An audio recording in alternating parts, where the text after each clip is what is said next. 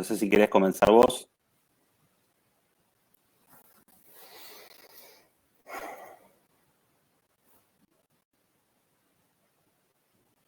Bueno, si no, lo abrimos a quien tenga ganas de arrancar con una primera pregunta para continuar con este diálogo. Hola. Sí, vale, te escuchamos. No podía activar el micrófono y estaba por escribirla ya. ¿Qué tal, Marina? Hola, linda, ¿cómo estás? Nosotros, bueno, como Rafa comentó, uno de los textos que leímos cuando empezó todo lo de la pandemia y que nos gustó mucho fue el tuyo. Y de hecho, también nos llamaba la atención que dentro de todo lo que se está publicando y discutiendo sobre la cuestión del virus, hay bastante menor reflexión sobre los orígenes ecológicos de la pandemia que en relación a muchos otros tópicos. No sé si es un prejuicio nuestro o si vos compartís un poco esa mirada y por qué te parece que eso sucede. Bueno, en realidad me parece que ahora más gente está hablando de esto, mucha más gente. Sí, es cierto eso. Cambió un poco desde tu artículo hasta ahora que hubo una modificación. En la Argentina, definitivamente, creo que ese artículo creó una conversación que no estaba, y eso me encanta porque realmente logramos hacer un cambio de narrativa respecto del origen del COVID. Pero obviamente en el mundo, ya todo el mundo está hablando de esto, me sorprende la cantidad que sale todos los días de artículos en el New York Times, en la BBC, en el diario El País y acá en Argentina y en América Latina.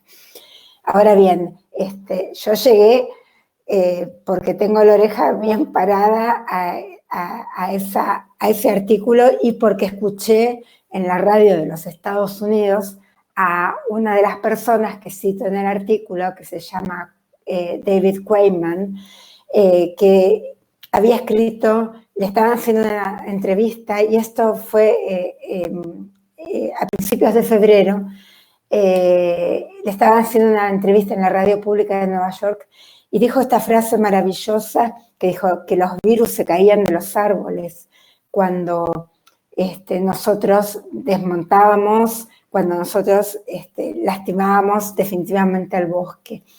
Y agarré y lo busqué, le escribí, él se estaba yendo a Australia, yo me estaba yendo al Asia para una conferencia, y entonces lo hice el 28 de febrero, se publicó, si no hubiera salido mucho antes este artículo. Y a partir de ahí empecé a investigar las puntas y encontré a este maravilloso biólogo boliviano, Carlos Zambrana, en esta organización espectacular que se llama Eco Health Alliance. Y él me contó unas cosas que yo no podía creer, que hubiese sido una nota todavía mucho más larga, pero bueno, y también empezó a descubrir gente que hablaba de esto acá en la Argentina, o sea que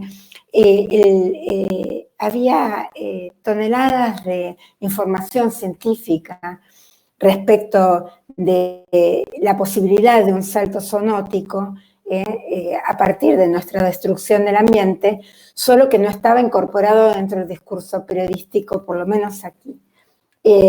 Así que esa nota me salió así, como un rayo, francamente, después de haber podido hablar con mis fuentes, y yo creo que fue también parte del impacto que causó por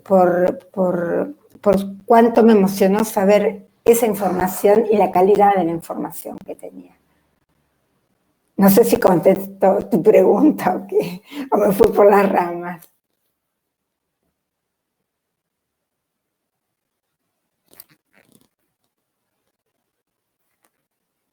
¿Sí?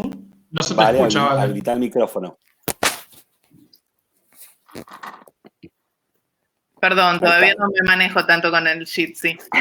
No, que para nosotros que es muy lindo saber todos los entretelones de la nota, porque para nosotros fue como un disparador muy importante. De hecho, fue la primera nota que empezamos a compartir entre nosotros mismos, digamos, como grupo, con muchas otras personas más. Y después es cierto que empezaron a aparecer otras, pero en su momento pareció como que fue el mojón inicial. Sí, sí. Y lo vi, yo me di cuenta que algo había pasado con esa nota porque mi cuenta de Twitter no dejaba de sonar noche y día. Y uno se da cuenta que pegó, que descubrió una cosa muy importante. Pero bueno, nada, en realidad de esto habían otras notas anteriores a mí, solo que no se había cruzado, que alertaban sobre la posibilidad de un salto zoonótico, solo que esta vez se cruzó realmente con el salto zoonótico producido e infectando y transformando el paisaje mundial. Pensemos que todo esto empezó con una persona, con un bicho y una persona, y hoy tenemos, creo que son 2 millones de infectados y una cantidad de muertos que equivale a una masacre directamente. Bueno, nada, esto nos tiene que hacer pensar un montón sobre cómo tenemos que integrar la ciencia al discurso político y al económico, sobre todo pensando en que esta es una pandemia en el Titanic, que tenemos la amenaza de cambio climático ahí sobre nuestras cabezas y las cabezas de nuestros hijos, y que debemos ponerlo en consideración y la manera de presentarlo discursivamente es muy importante, realmente. Bueno, estamos teniendo algunas preguntas por medio del chat. Veo que Gretel está haciendo una pregunta. Gretel, no sé si querés que la lea yo la pregunta o querés hacerla vos habilitando tu micrófono.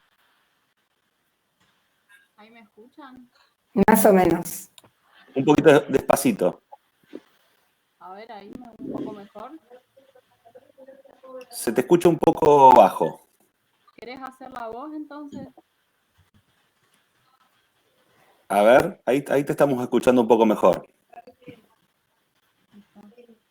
Hola Marina, yo te quería hacer una pregunta con respecto a que si te parece que si culpar a los chinos y a sus costumbres es una forma de encontrar un culpable para tapar las causas que nosotros generamos y que influyeron en la pandemia. Sí, absolutamente, Gretel, es así. O sea, los chinos tendrán costumbres muy distintas a las nuestras, pero nuestra manera de mirar el ambiente parece que es la misma, que lo podemos reventar, total, no pasa nada. Es como un poco espantoso solo culpar a los chinos. Eso es lo que hace Trump, culpar a alguien, pero la verdad, ¿en qué difiere el desmonte o la manipulación de especies en China que en la Argentina? No hay una diferencia. Es nuestra indiferencia frente al ambiente lo que causa todo esto. Somos una máquina de destruir en nombre del bienestar de los pueblos, y ahora creo que hay una respuesta clara de parte del mundo vivo de que no lo podemos hacer así. Es una cachetada horrible, muy dolorosa para todos. Muy bien, Analía también acaba de incorporar una pregunta al chat. Analía, no sé si querés habilitar tu micrófono para hacerla.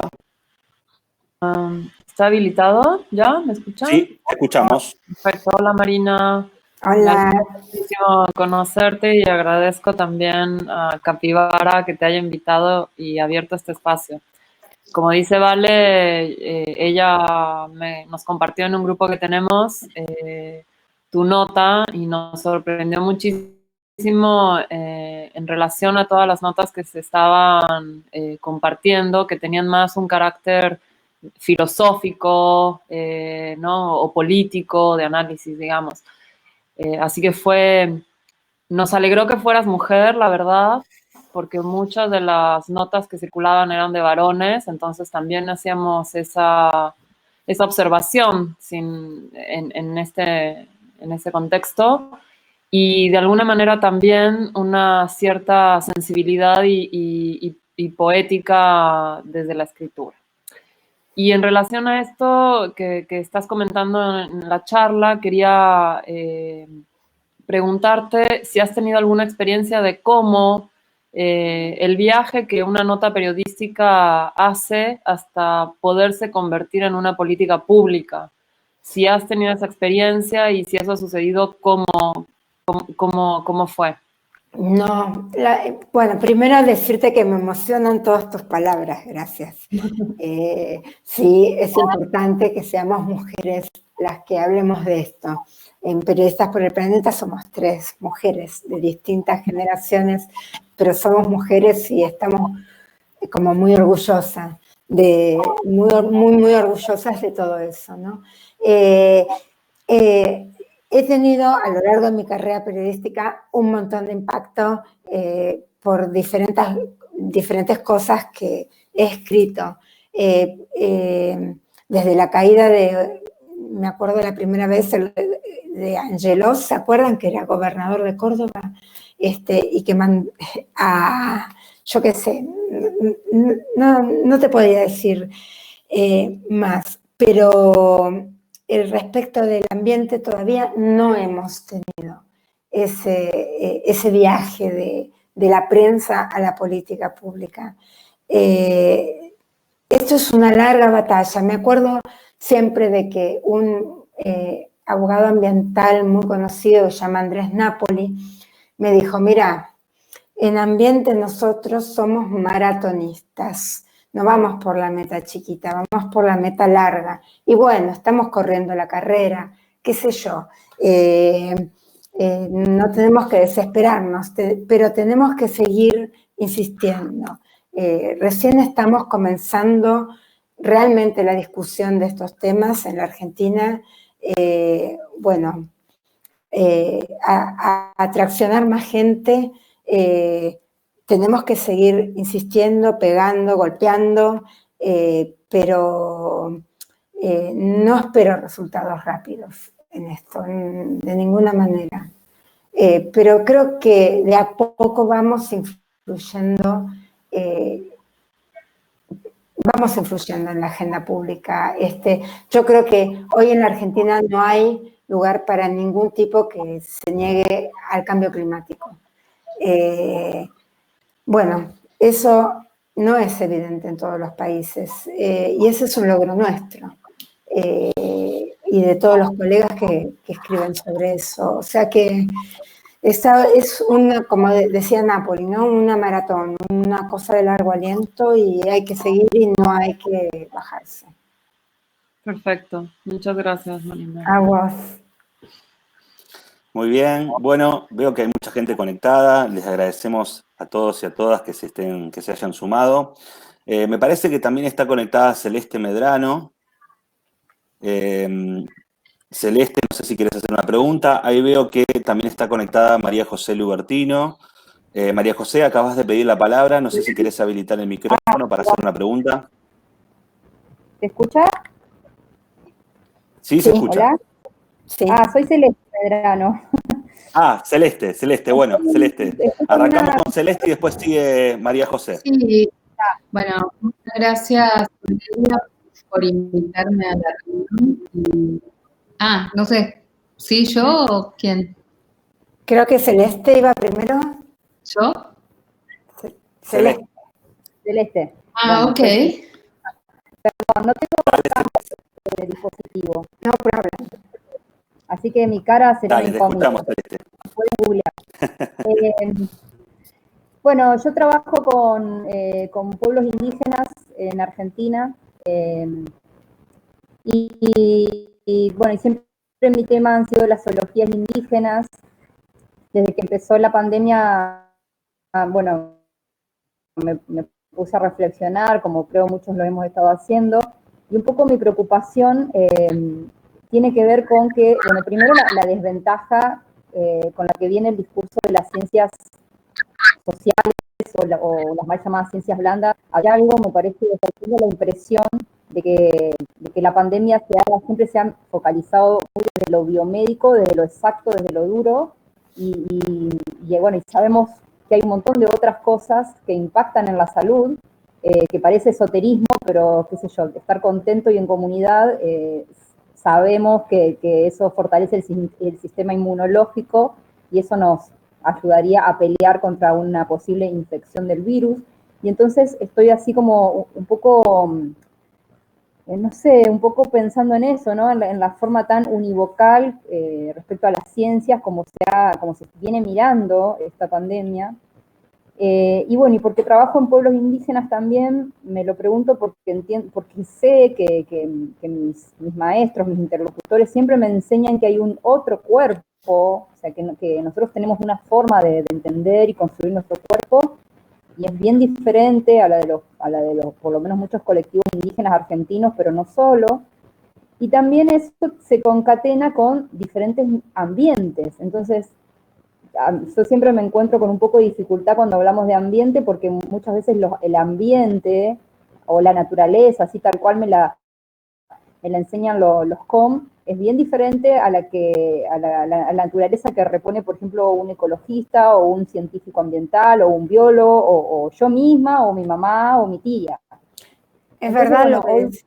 Es verdad lo que decís. Vos decías esto de que nos estábamos enfrentando, digamos, a diferentes culturas, por poner un nombre rápido, y una sola mirada del ambiente. Y entonces te quería preguntar eso, ¿no? Que ¿qué pensás sobre eso y cómo podríamos negociar o qué hacemos, ¿no? Porque también un poco en esta desesperación de decir, bueno, y cómo ponemos a dialogar y cómo nos ponemos a dialogar cuando están esos otros ahí dando vueltas. Mira, Celeste, me parece súper importante lo que vos decís. La sociedad occidental, por lo menos que es la que conocemos porque es donde vivimos, tiene una mirada glorificante del ambiente y del otro, ¿no? Y los otros son los que venían antes que nosotros, que son los pueblos originarios, por lo menos de esta zona del mundo, ¿no? Los mapuches, por decirte una cosa, no conciben la palabra naturaleza, les suena rarísima, y nosotras abusamos de esa palabra porque no encontramos otra forma de denominar el mundo vivo. Y esa falta de palabras, dice Claudio Campaña, que es un científico argentino que es un genio para mí, esa falta de palabras en nuestro idioma hace que no podamos comprender la diferencia entre lo que tiene vida, una forma de vida, y lo que no la tiene. Y eso hace que achatemos nuestras miradas y tengamos conclusiones tan simples respecto del entorno natural. Entonces, a mí me parece muy importante, muchos ecólogos, muchos biólogos rescatan la mirada de los pueblos originarios y creo que son las más necesarias, las que nos van a ayudar a salir de la crisis en la que estamos. Y por eso, por ejemplo, informes como el año pasado que tuvo la plataforma IPBES,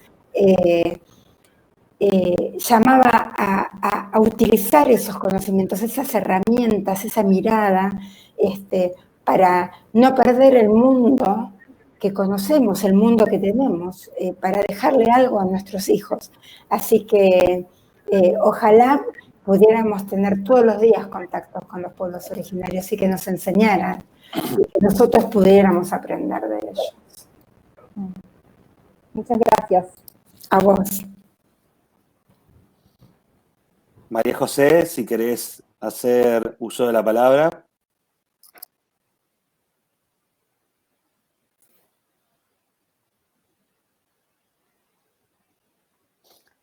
María José, ¿nos estás escuchando?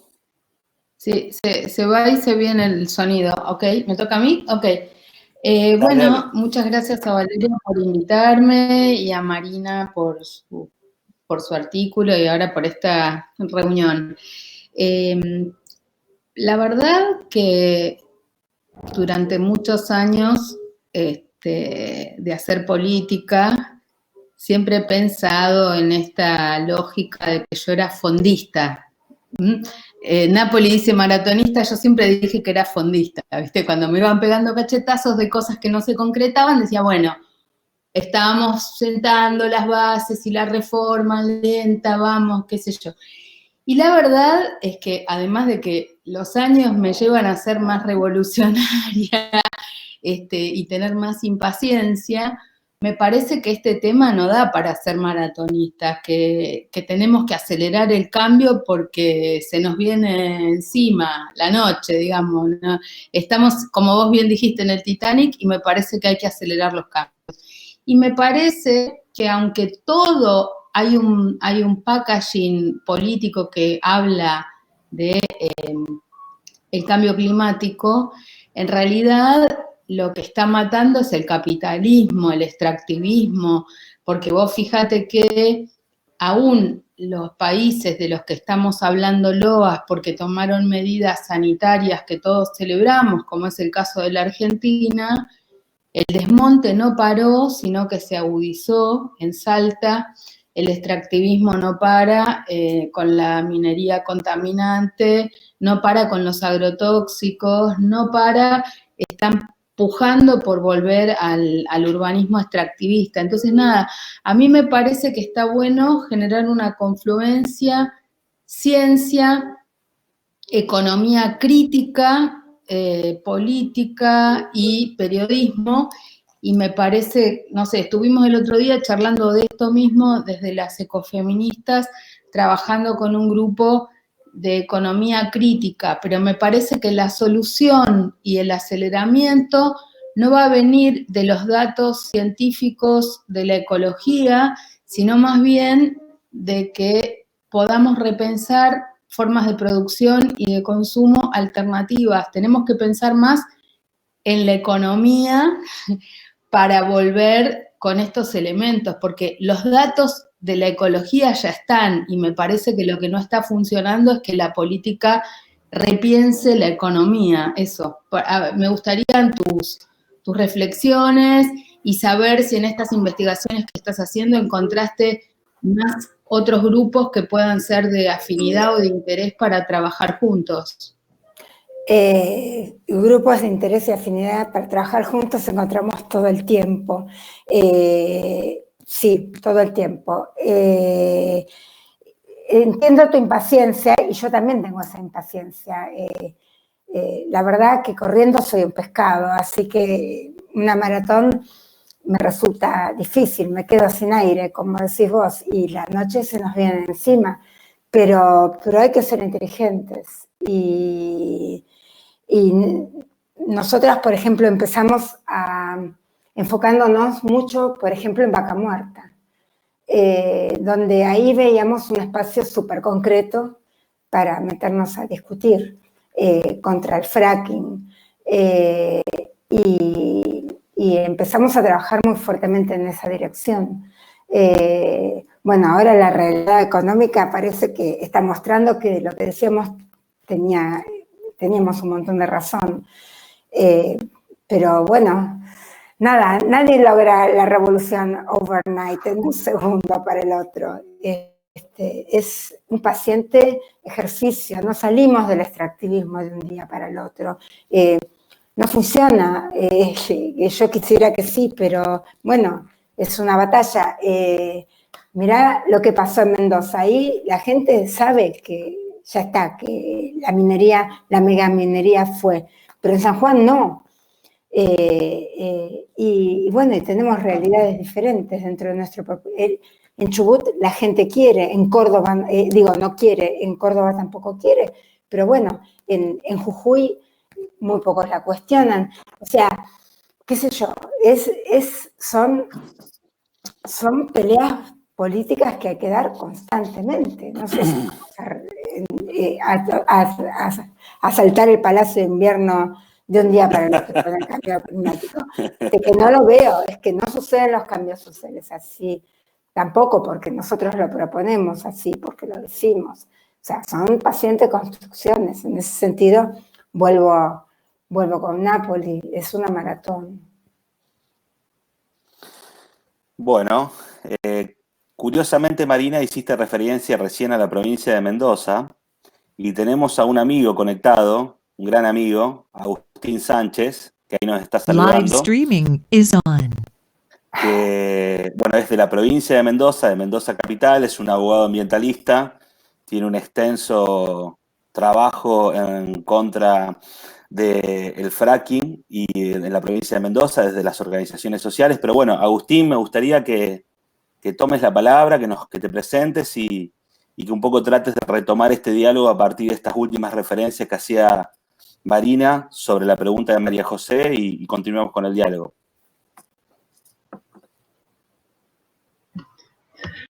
Hola, buenas tardes, ¿cómo andan? Hola. Un gusto escucharte.